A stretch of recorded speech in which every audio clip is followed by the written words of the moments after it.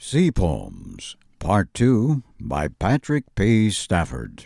Performed by professional voiceover artist John Taft. Beside the Shore. You were walking beside the ocean shore, and I gazed there unto you, seeing us together as two, yesterday before. Before the ocean sea did not so wildly, fiercely agree with your endless longing to be forever free. And before the ocean sea did not hopelessly lie between you and I, how your tide-swept eyes were full of life and surprise. They rendered to me all the smiles and sighs your heart now keeps from me, and now forever denies. And though I offered the freedom of the sea and the beauty of yesterday, I gaze upon the past, and to you and me, and wonder why you walked away.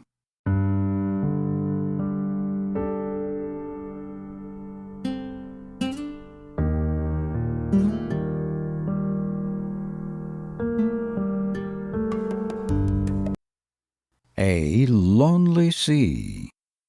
Now when you put your loving arms around me, remember to hold on and never let go. For I've been adrift upon a lonely sea, and love is a thing I thought I'd never know.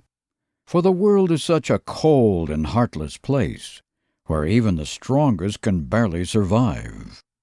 And though yours is a very fragile embrace, it is more than enough to keep me alive. For I will never keep you away from me, nor hold on because my heart cannot let go. I'll keep you because I hate the lonely sea, and love is a thing I thought I'd never know. Driftwood. While the open sea closes around me, and winds chill the warm evening night, I dwell on sweet solemn thoughts of thee, now constant reminders of my loveless plight. The evening darkens and the ocean sings, as the roaring waves crash upon some reef. There my desperate soul still clings, waiting for evening tide to drown my grief. Time has a way of making old the new, and this ocean shore I walk in torment is but another remembered vision of you, when love was true and permanent. And even though I never understood why death came to take you from me, the tide brings you back each night as driftwood, with memories of us together by the sea, to quiet and soften the sorrow in me.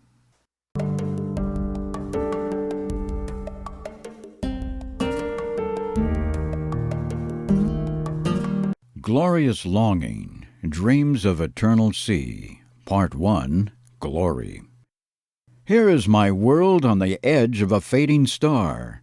Dreams of nebula open slowly before me, and dethroned kings would tell me how remote they are, how long the God of my soul has died to show me.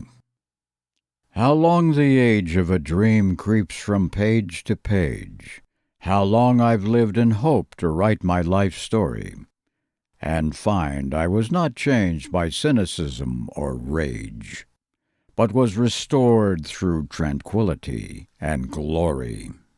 We journey our lives in acceptance or denial, then choose or repress our souls with venom or bile. That we are not bleeders of oozing blood-soaked sand, victims of the earth, victimizers of the land. Still I remain an uncomplicated dreamer, a silent, significantly simple schemer, sowing the walled world with all its ignoble strife, seeking the blessed lifetime of every once blessed life, purged of badness and resentment and confusion, devoid of fear and anger and self-delusion, a dreamer of freedom who at last was set free, salvaged by the cold, cruel ravages of the sea. Oh, how I long a pirate ship at my command, the crossbones on my mast, a cutlass in my hand, a lifetime of ebb and flow and ocean-soaked sand, the sight of soaring seagulls and whimsical whales, the sound of crushing, crashing waves and screeching gales, a deck beneath my feet, the wind against my sails.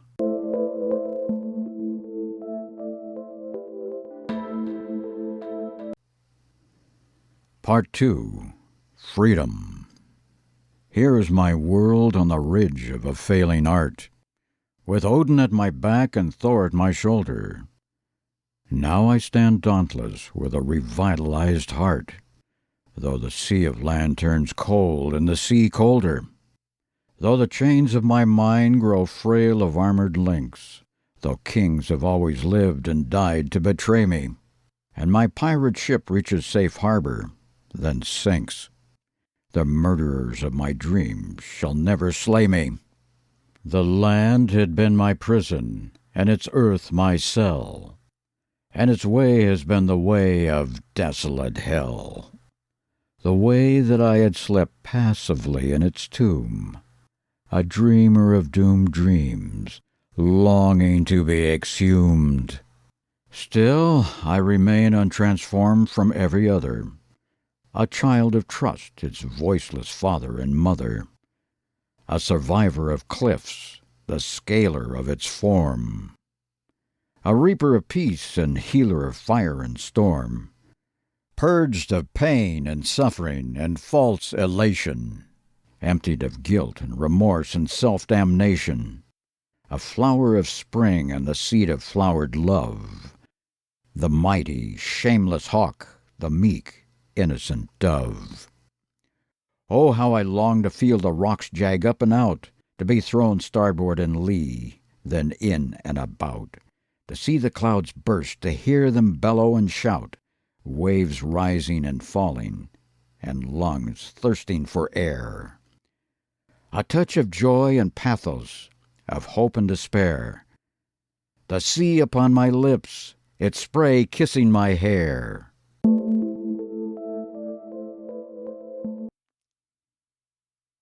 Part 3. Love.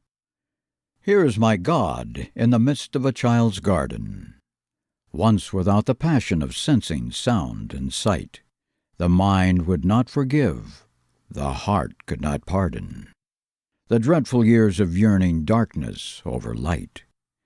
The dead years whose dying fears gave up love for hate, and life's frozen tears, a landslide of snow and sleet, whose strange, glorious longing I had longed from fate, showed too much my death, whose rage I could not defeat. For the land was my grave, the plains my graven stone, and love had been the dream that I had dreamt alone. But beyond darkness a braver dream would take hold, a dream of love, more precious than a pirate's gold. For darkness and death, I have become their slayer, a fighter for life, its friend, not its betrayer, a destroyer of strife, a man of hope and truth, the salt of the earth, the wisdom of deathless youth.